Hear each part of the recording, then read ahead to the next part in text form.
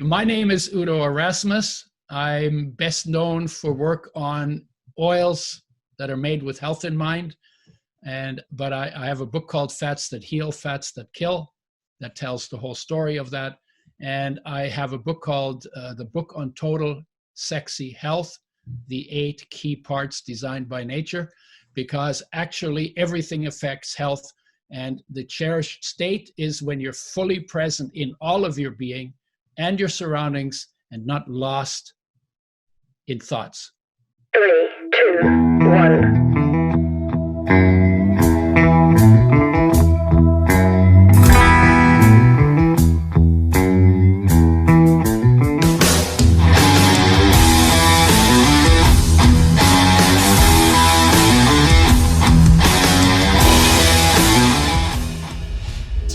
Because health is global, right? The same things that make you healthy make other people healthy. Everybody has to have vitamin C and vitamin D and, all the essential nutrients, and they get them from different foods. But everybody has the same required building blocks, right?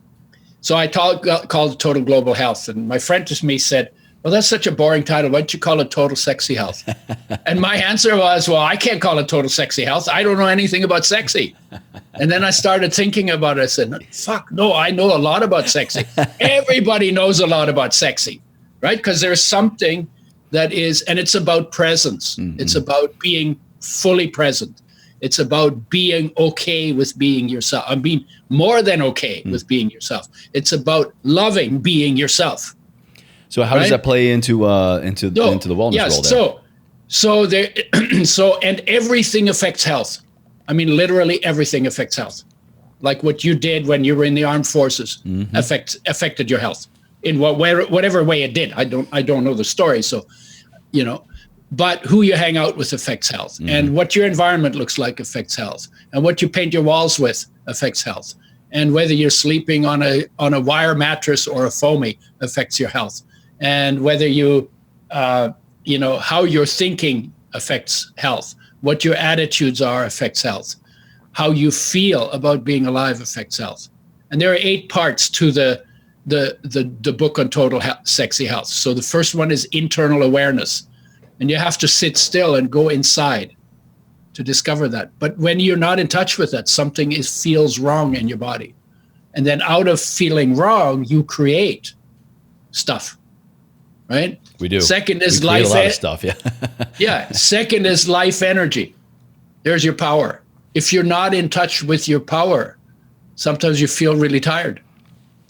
Because you're not in touch with your power. But the power is there, but you're not in touch with it. So you don't feel it, so you don't feel powerful.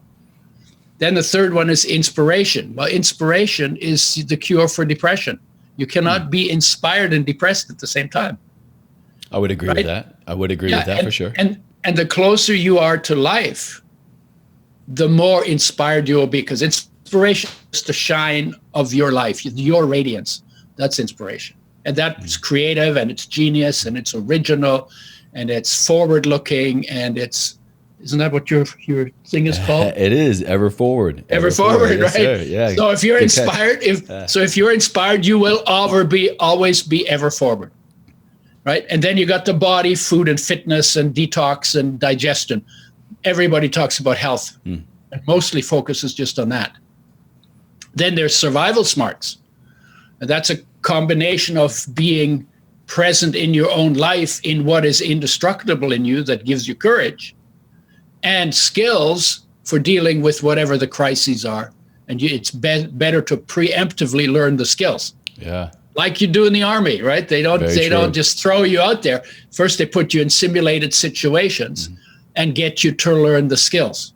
Now, is not always a perfect translation from learning the skill in a simulation and then being in action, because sometimes the skills just disappear. That they do. The skills go away. And then people go ape shit, and all kinds of crazy shit happens, right? Yeah. So that's survival smarts, and then there's social group, and then there is nature, planet, solar system, so environment, and then there's the big picture of the fact that you are The body is a terminal condition living in an infinite universe. And being okay with accepting that. So each one of those 8 parts confers a part of your sexy to you. And when you get out of line with it, you lose that part of your sexy. And when you get back in line, you get that part of sexy back. So that's the model. It's actually a very nice model. It is. It's great. And you can literally do it step by step. You can look at your life and say, okay, where do I need the most work? I can tell most people need most of the work on the internal part. I would agree. And who would have thought that bringing sexy back was just a matter of getting back in tune with your health? That's right. That's incredible. Right. Well, no, but health is sexy, right? Health is sexy. Nature is sexy, right? And sexy is the power word. Everybody sells everything using sexy. I said, it's about time that somebody used sexy to sell people on their own magnificence. I like that. It's very forward thinking. Excellent. That's what I get to do. And think about it. I mean, that does make the most sense. I mean, what is the most sexy? What is the most attractive? You are. Yeah, you are. You are, right? Fully aligned with all of your being and your surroundings.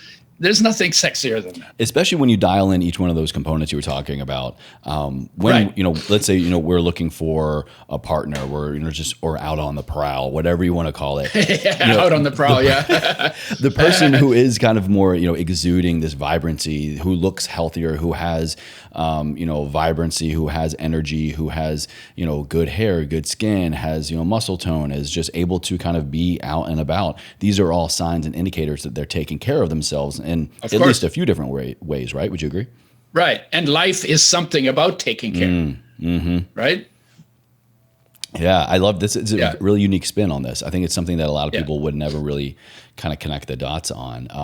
How's it been received? How is this concept being received by most people? Is it what they think it is? Some people think, it's like we should change the title because you can't have mothers talking about their little kids about sexy.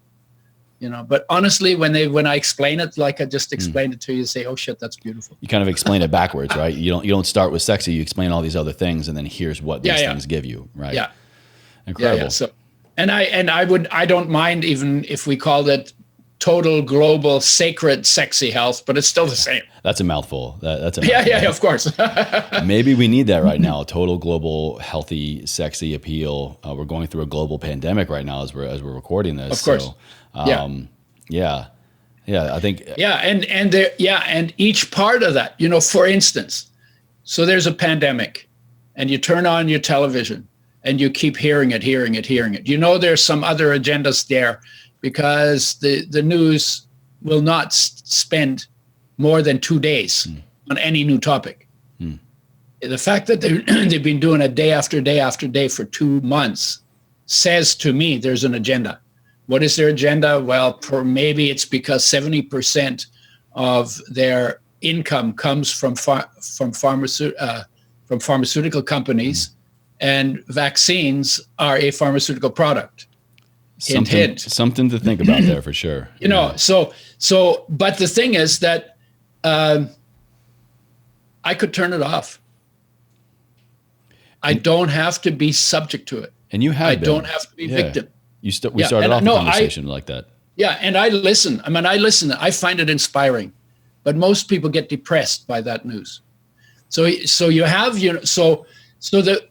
if you're worried and afraid and discontent and disconnected from yourself, do you think that would make you more resistant to this virus, or do you think it would make you more victimized by this virus? Because it makes a difference. And discontent gets you sick quicker, right? Can you walk us through there? Like these allowing external stressors in day after day, hour after hour. What is it really doing? It's lowering our ability, reducing our immune system, increasing stress, increasing maybe our ability decreasing our ability to fight this off. Yeah, it creates fear. And fear clearly puts you in survival stress mode. And if you do that too long, you burn out. That's just one way that it affects you, right? If you see yourself as a victim in this situation, Is that going to be better for your health or worse for your health? Because you can't run, you can't hide, you don't know where it is, you can't see it, right? And then, or if you get in your head and you worry about it, gee, I wonder if there's a virus that's just like, crawling up my nose right now and, going to multiply like crazy and, take me out. Is that going to be like thinking like that? Is that going to make me more resistant to it or less? That's just constant fear, no matter how you look at it. Right. And so the point is that what would it take? And this is my question, right, for myself, but my question for anybody who can ask that question. What is the best I can do that I have control over in this situation to minimize my chance of getting the virus and either getting sick or getting taken out? Or any virus, or any pathogen, or anything. Yeah. Right. Yeah, and this is just the current one, but then you have the economic ones. They're like viruses too. People can be viruses. Right? Relationships can be. People can be viruses. Yeah, right. A lot of things in our life can suck from us the health. So every stressor is like that. Every stressor. It could be something somebody says that you don't like. It could be your neighbor. It could be the party that the people are having next door, and you get into your head about it. Anything can do that. So the question is, and this is where I think the power is. Do you know that it is impossible for the virus to infect your life? What do you mean by that? Well, the virus can infect your body, but it can't infect your life, because life is energy. A virus can't grow on a ray of light. Yeah. It's a different realm. But the thinking of it, the fear of it, the dwelling of it that's where it interjects and can take over our life. Well, and it actually hasn't even done anything technically to us. It's just the concept of it. Right. So we're actually doing something to ourselves. So we're creating that. And so what I say to people is, look, spend time with yourself. Get quiet. Just follow your breathing. Breathe lightly, breathe slowly. Sit, close your eyes. Be as light as you can. Listen to the stillness. See how deep you can go into that stillness. See how long you can stay there. And look around, listen into it, look into it, feel into it, even taste into it. And what do you discover? And you discover something in you that is not affected by anything going on. So your thinking could be completely disorganized, and your body could be completely wrecked, and your social group could be completely dysfunctional, and your environment could be a disaster area. And that place that I just talked about would not be affected by any of that. Can you imagine how powerful that is? In the midst of crisis, for you to be able to have a place with yourself closer than your breath that is completely okay and can never be un-okay. Now, what do you think that would be good? That would be good. Wouldn't it good? Wouldn't that be good? For I'd say about most stressors in life, most things, for sure. I mean, just inserting stillness to help separate fear. Yeah. But you're not inserting it. All you're doing is you're going to it. It's already there. You're tapping into it and allowing it to actually come out. Yeah, it's already there. Yeah. So and that's true for every person, whether they're sick with corona or whether they're about to get sick with corona, or they're just worried sick about getting sick from corona, or they're completely healthy. That place is always there. And guess what? When you get to know that, you realize that you are more that than you are the body. In fact, can I play a little game with you? Okay, I'm down. I'm game. Okay, I pointed at you and I say, okay, whose body is that? Mine. You say it's my body. You know what you just told me? You've just told me that you're not the body. See, it's even in the language, but we don't pay attention to it. Oh, that's my body. Yeah, if that's your body, then you're not the body. You're the owner. You're placing ownership on it. Yeah. Okay. Yeah, you're the owner of the body. So who owns your body? I am the body. Yeah, but what is so then the question is what is I? Or right, you say, well, I own the body. But who is that I? Right. And that's when you don't know. Because life is I didn't know that I was going to get into my head so quick. Yeah, no. Because life owns that body. Okay. And then when life separates from the body, your body's finished. Life. And life in you is all powerful. In you is all knowing. In you is everywhere present. That's the definition of God, by the way, whether you're religious or not. But that is a definition of God, right? Right. So here is something in you, omnipresent, omnipotent, omniscient, weighs nothing, and runs everything. And uses a genetic program that it created to run the physical show. And most of and you know, when you think that you're in charge, what are you in charge of? Well, you go and pick the dandelions, like, you know, so you eat the dandelions. That's your salad for today, right? Get your roughage. You chew it up and you swallow it. And after that, you got nothing to do with it anymore. Your life takes over. It breaks it down. It creates stomach acid. It moves it around your digestive tract. It breaks it down into building blocks. It absorbs the building blocks into your body, and then it takes them wherever they're needed to build your structure. And in a year, 98% of all the atoms in your body are removed and replaced. And it's done so well. I've heard that before. That always blows my mind every time I hear that. Yeah, and it's done so well that you don't even notice.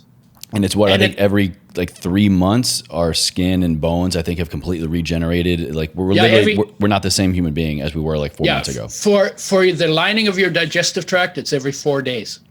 Wow. In 1 year, 12 times your weight in water goes through your body. Wow. Probably 12 times your weight. More that for me. I drink a lot of water. Well, I mean, so for you, it's maybe 15 times. I feel like I do that sometimes every day. You know? Yeah. So this is a major construction site, but you're not in charge. You know, you as a thought, as a belief system, as somebody who thinks he knows, you're not even in charge of it.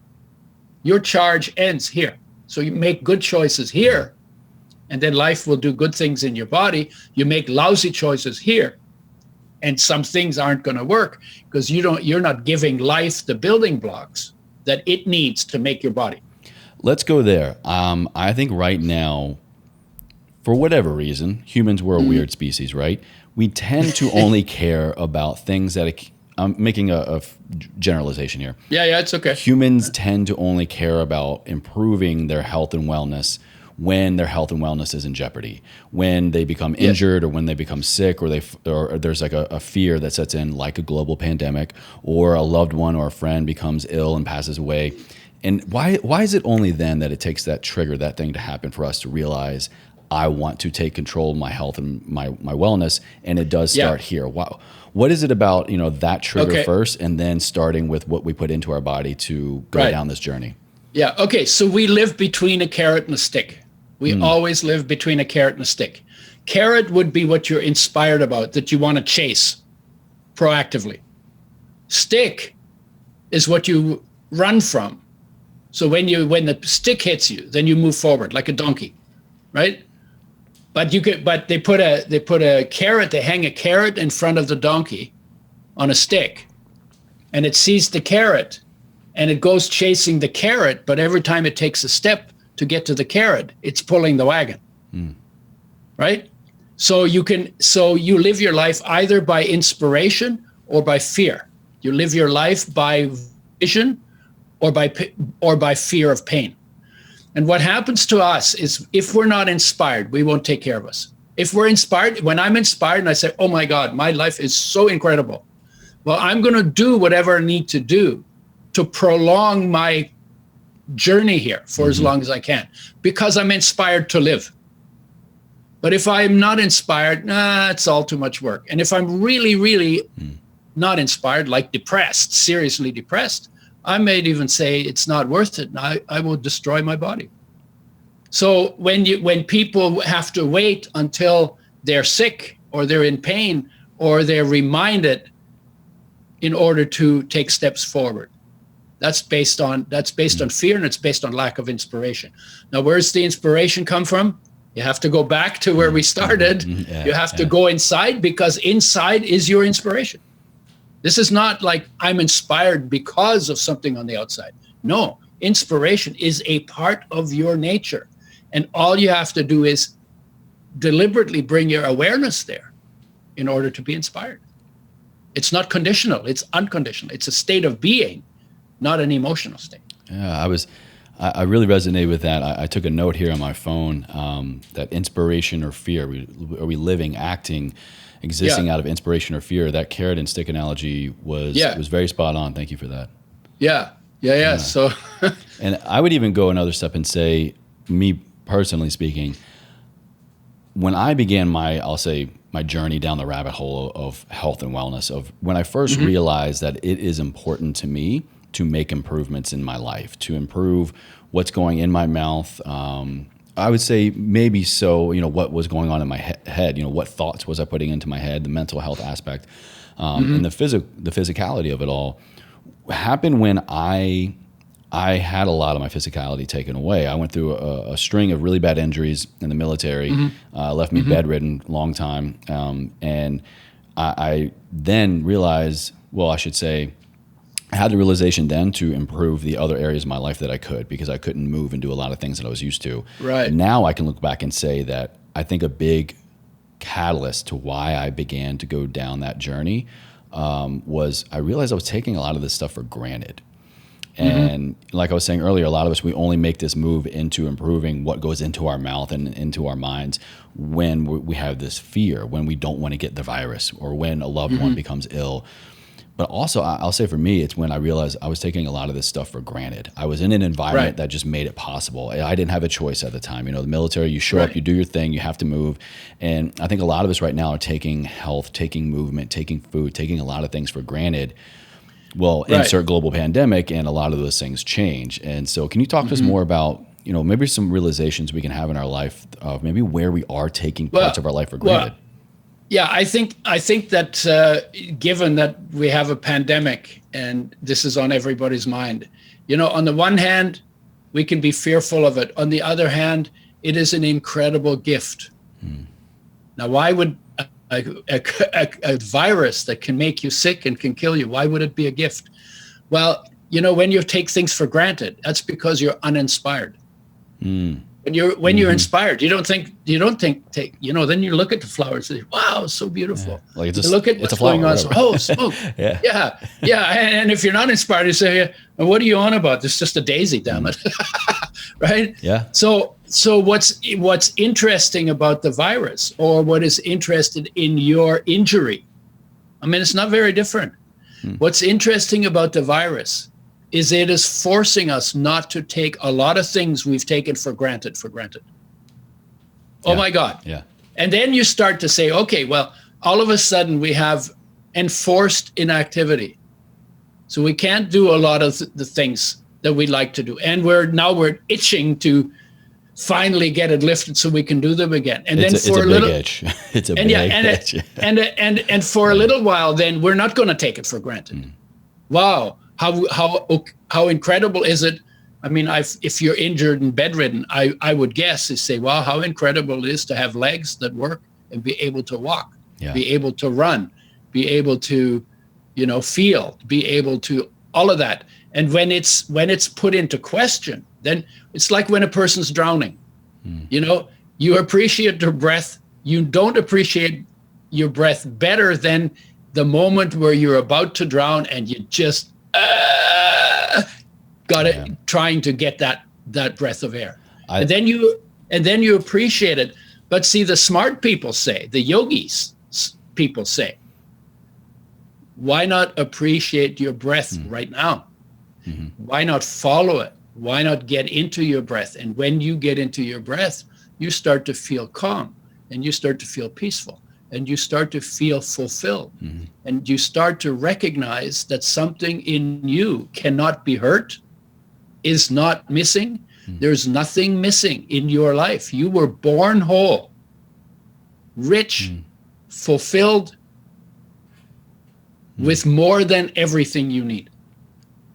And to take the time that we're now, because we have forced inactivity, to take time to learn to be still and to get into being rather than doing.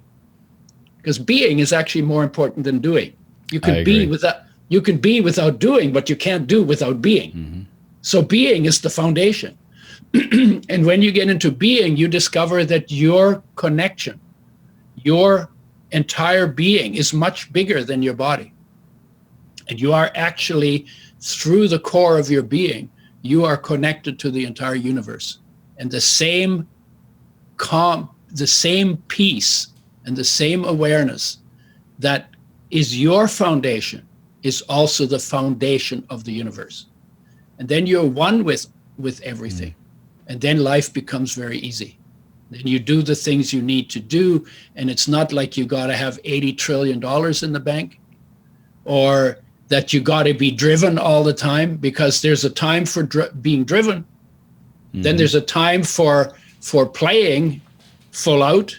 And then there's a time for relaxing full out, doing nothing 100%.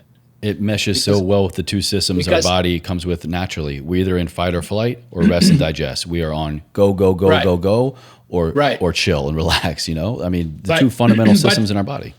Right. But there's beyond rest and digest.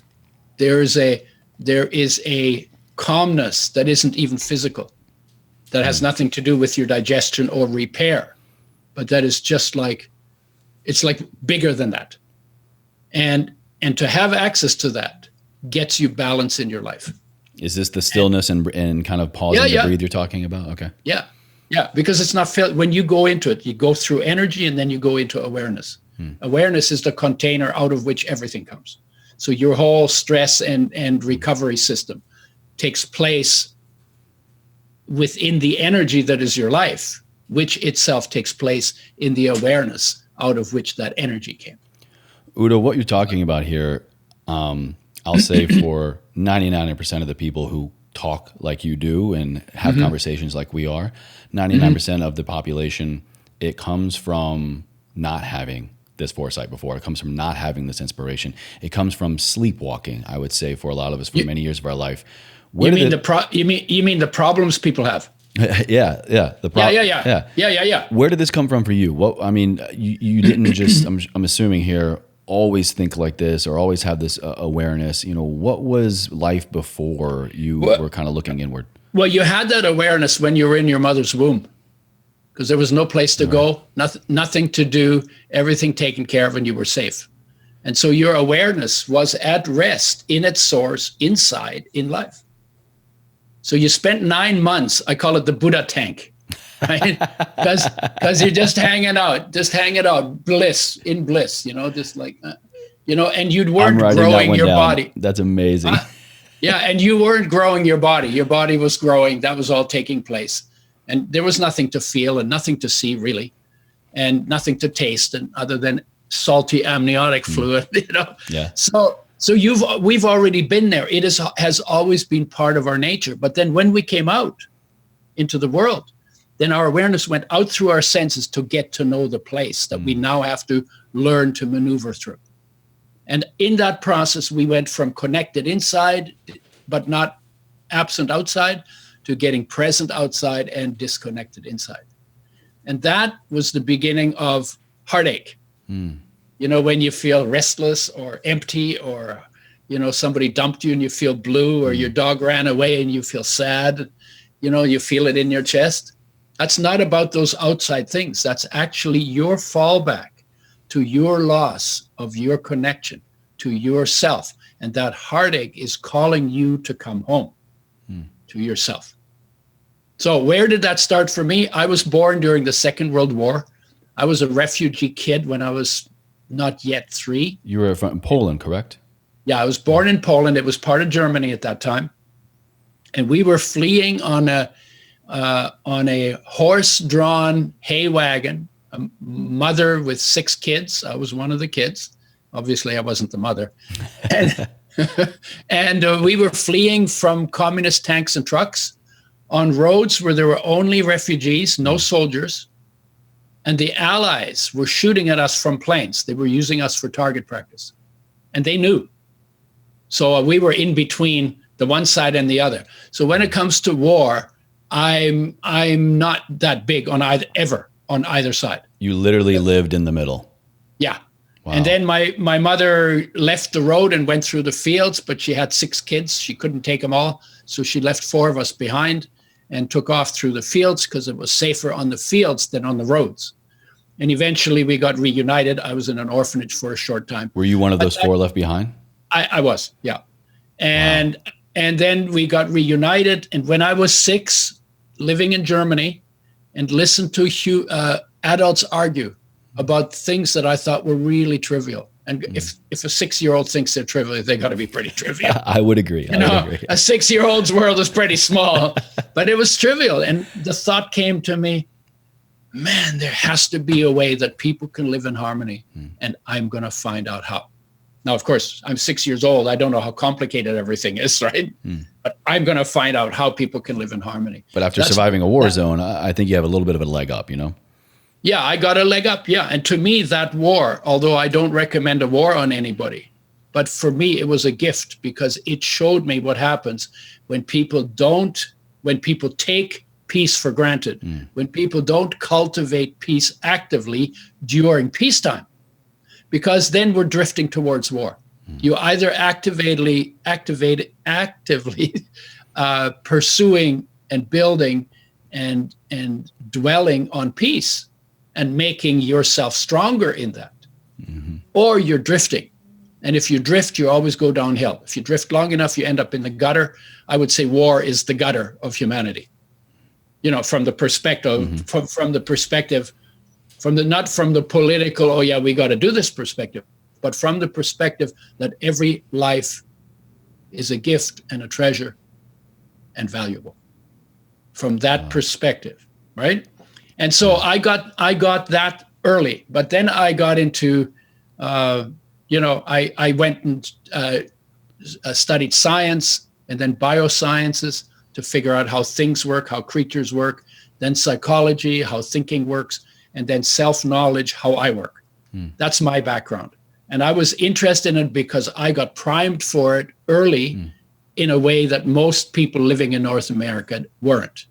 But we're now we're heading towards war. You see things getting crazier and people getting more uptight and people getting more impatient, and I think now more than ever, many of us may be more at war with ourselves, and interpret that as you will, just given the circumstances. Well, that's where it begins. Yeah. Yes. Yes. If conflict is your state of being, then it will come to expression sooner or later. But if peace is your known state of being, then peace comes to expression in what you do. So your state of being is like it colors your perception, but it also creates your world, right? So if you're afraid, then you're going to see danger everywhere. If you're angry, you'll see enemies everywhere. If you're in peace, you'll see peace everywhere. And you could be 3 people in those 3 different states. They would see the same world, completely different, just by their state of being. Yeah, we see the outside world through the lens of what's going on in our inside world. Exactly. Yeah. Exactly. And you can't and not only you see it that way, but you also act into it. You think on it, you act on it, and your actions turn into habits, and your habits turn into your belief system, and then you start emitting that into everyone around you. And then exactly. It's automatic. It's like whatever is your state of being, it's automatic that comes to expression. Automatic. So state of being. So most important thing to cultivate is the best state of being out of which you perceive the world in the best possible way, and out of which you act into the world in the best possible way. And then what is the best possible way? Always has something to do with care for life. Because what makes this planet amazing and special is there's life on it. It's funny you say that. I was my wife and I were actually podcasting. Once a month, we do a relationship podcast, talk about relationship health. And we were recording yesterday, and something came up when we made the reference to life always finds a way from Jurassic Park. I don't know if you've seen the movies. It's a quote of just how no matter how hard we try to control things or suppress life, literally suppress living beings, but also emotions, no matter what, at the end of the day, what we're going through in the world or in here in our heads, life always finds a way. And it will grow from the soil, it will grow from the environment that and the manner in which it is nourished. And so if we want to cultivate a beautiful life, then we got to start looking at what we're building from the beginning. Yeah, and we are one of those lives. Do you think we're cultivating a good life, a good future right now with the horribleness that is going on with this pandemic right now? I think all things good things coming out of it. Yeah, I think all things considered, more good will come out of it than bad. But that's partly also because we're up against it. We know that we can't do environment the way we've been doing it, because the environment is a mess in many ways. We know we can't do relationships. We've been doing them the way we've been doing them because they don't work. We know we can't do politics the way we've been doing it because it doesn't work. And we know we can't do health the way we've been doing it because there's so much sickness that is unnecessary, that comes from neglect or taking things for granted, or being being confused or being taken advantage of. So what we're doing all together is not working, and the young people especially know that this is not sustainable. So there's a lot of interest in what is possible, and having a forced inactivity gives people more time to consider. Like, one of the things that's really interesting, I think the flowers have more color in them this year than ever I've seen. Really? If the fragrance is better than ever I've seen. The water is cleaner than ever I've seen. And the air, which is relatively fresh in Vancouver, I can see the LA horizon. Which is very rare. Is cleaner than ever before. And we know that in China, I just saw it today, 40% of the nitrogen dioxide is gone because they're not driving, and they're doing less. And in Italy, that's true. Yeah. And in Nepal, they can see the Himalayas. Yeah. So everywhere you see that, and you say, okay, well, what do you do for the environment?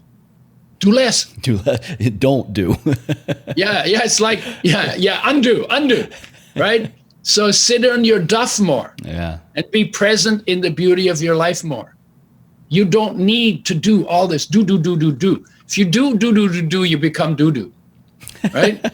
and when you do action, you always make the world smaller because you have to make decisions. So you have to focus on a narrow thing and pursue that. When you go into being, you're actually opening that up, and you become bigger in being than you ever do in doing. It's the old phrase, right? Accomplish more by doing less. Really. We're seeing it happen. And then when you're in a really good place, you also know when action is required, and you do action. There's a saying: action should lead to inaction, which means you fix the problem, so it's not a problem anymore. Then you can go back to the norm, the baseline. Yeah, and then you go back and sit in your duff and enjoy your life, right? when you're doing crisis management, like our healthcare system is actually the disease management system. I agree. It's not a healthcare system. So when you do crisis management, what do? Well, you take a pill that suppresses a symptom, and then it goes through your body, and you pee it out, and you get the symptoms back. You take another pill, and you take another pill, and you take another pill, and you take another pill. And there are some people who get stinking filthy freaking rich on that, but they're doing action that leads to more action, not action that leads to inaction. So in other words, they're not ever solving the problem. And the way we've created our financial structures, making expensive Band-Aids. Yeah, fundamentally. Yeah. And we're making we've created a structure that continues to have us do that. And we have to suck out of that structure and get back to ourselves and say, wait a minute, my body's made out of light, water, air, and food. And you'd have to be really stupid to think that if your air, water, food, and light are lousy, you're going to get as good a body as if your air, water, light, and food are highest possible quality. It really can be that simple, and it should. I think it is that simple. The best right? way I would kind of sum up this conversation here, and honestly, if I had to really sum up, how do I get healthier? How do I become better? How do I become a high performer, become more optimized? Just look at the fundamental things that it takes for a body to exist, and just start with better quality ingredients there. Yeah, just those things. Exactly. Incredible. Yeah, and live, and that's always live more in line with nature, because it's fresh, whole, raw, organic, mostly plant-based. That's what gets you the longest life and the healthiest life. Well, the best life, the healthiest life, a life ever forward is what we're all about here. I'm curious, Udo, getting to the end here, those two words, that's my phrase, that's my mantra, that's, my personal belief system. And I kind of have a little quick summary here. It means just bringing heightened attention and awareness into our fitness, our nutrition, and our mindset, no matter the circumstances. What does that mean to you? How do you live a life ever forward? You mean, what do I do? Yeah, just take it as you will. How would you interpret that? Yeah. Wow. It doesn't need to be interpreted. It's true. It's true. It's true. Touché. Right? Yeah. No. So, so talking about it more specifically, I developed a method for making oils with health in mind, because they are our most sensitive nutrients. They're damaged by light, oxygen, and heat. They need to be protected. They need to be used with care and made with care. And we actually throw them in the frying pan. We give them the least care. What are you talking about here? Like oils, olive oils, oil, cooking oils? All of the oils. Yeah. And I got poisoned by pesticides in 1980. And I was trying to figure out health and nutrition, disease and nutrition, because the body's made out of food. So I figured I'd try and figure out how to raise the standard. Found out how much damage is done to oils when they're made with shelf life in mind. That gives the company a big market, and they don't have to take care of it. But they're sensitive, and you have to wreck them to give them a shelf life. And when I learned what they do, I said, you know what? I can't get healthy on oils like that. We should make them with health in mind. And then I developed a method for doing that. It has to be very tight, and developed a method. Then developed flax oil, because it has omega-3s in it, and 99% of the population doesn't get enough omega-3s. And it is the single most widespread essential nutrient deficiency. And then so we made flax oil. That's in 1986 that came out. And then I became omega-6 deficient, because the balance in the oil is not good. And I ended up making a blend that has all the good stuff and none of the bad stuff that you need from fats. And that's basically what I've been doing on the physical level for the past 38 years. In terms of the keto diet, which seems to be, there's argument about it. Some people think grains are better, but I think a lot of the grains have glyphosate or Roundup in them. Roundup is a carcinogenic agent, according to the UN, or probable carcinogen. And so I'm more on a keto kind of diet, which is fruits, vegetables, seeds, nuts, and oils as fuel. And the best fuel is omega-3, because it increases your body's ability to process oxygen. It also keeps your immune system from overreacting, which is really a cool thing. So it's been shown to dampen the symptoms in autoimmune conditions. And we tested this in athletes. 40 to 60% increase in stamina, in performance to exhaustion within a month. How are you measuring that? Through like anaerobic threshold or VO2 max? I'm getting there. Okay. Within a month of taking a tablespoon per 50 pounds of body weight per day, mixed in food, spread out over the course of the day.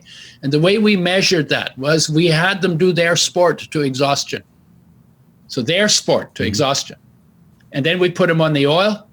And then a month later, we had them do their sport to exhaustion again. So we had people as their own control. There was the improvement. Wow. 40 to 60% increase in performance. Wow. And then we took them off the oil and watched their performance deteriorate. And then we put them back on the oil again, watched it go up again. And when we tried to take them off to do it one more round, they wouldn't protested. go. They quit the study I can see that. because it was so obvious to them that they said, you know what, I'm never going off the soil again, right? Yeah. And the keto diet is a really good diet, but only if you make sure the omega-3 and 6 that are essential, that your body can't make, that you have to have to live and be healthy, are and made with health in mind in the right ratio in that keto diet. So you can't do that with olive oil and with coconut, because they're not good sources of omega-3. Little bit of omega-6, even not good sources of omega-6. So what you need to do is, instead of putting coconut or butter in your coffee, put in something like Udo's oil, which has both essential fatty acids. That what we did with the blend, and you get the same effects. Only you get even more energy. You get the juice from the coffee, but then you get more juice from the omega-3s, and they're good for health because every cell needs them. And the research says when you increase omega-3s in your diet and they're not damaged and not toxic, you can improve virtually every major degenerative condition of our time. That's amazing. The summary of the research on omega-3s. And it's because they're essential. Almost nobody gets enough, and every cell needs them. It's amazing. Yeah, they've been an incredible addition to my diet over the years in terms of just reduced inflammation, improved recovery, being able to more finely tune my macronutrient profile depending on my goal at the time, composition or performance goal. And just being able to, they're really, it's an effective way to get in these nutrients into things that I was already eating and using, whether it was in a salad dressing or in my coffee or, anywhere, or in a capsule if I need be. Capsule is not so much, that's for travelers, but a tablespoon has, tablespoon has 14 capsules in it. Oh, wow. 15 capsules. Okay. No, 14 capsules. 14 capsules in a tablespoon. So if you need 2 to 4 tablespoons, that's a lot of capsules. And they're 3 times more expensive in the capsule form. Yeah. So I always recommend get the oil in the bottle and just mix it in your food. Lose it in your food because it enhances flavors and improves absorption of nutrients. And use the bulk oil rather than the capsules. And that's a key takeaway right there as well. Fats, most vitamins, there are a lot of vitamins and minerals that we need fats in order to absorb them. They're fat soluble, meaning they got to be able to bind to get that increased bioavailability. A, D, E, and K, are fat soluble. And fats are major nutrients. So Udo's oil is not a supplement. It's actually a foundation. It's a food oil foundation. Incredible. And 2 to 4 tablespoons is what most people need. Incredible. Your journey of escaping war zones and tapping into your own awareness and health and wellness and sharing it with others is incredible. So I thank you for sharing your journey here with us today. Well, thank you for providing an amplifier for a useful message. I appreciate that. I'm going to have all of your information down in the show notes for our people to check you out and Udo's oil. But real quick, where can they go right now? Where you're hanging out the most online? Should they go to a website, social media? I have a website called TheUdo, THEUDO.com. And I have a product website called udoschoice.com. Okay. And I'm on Facebook and I'm on Instagram, and I'm not hard to find. Udo.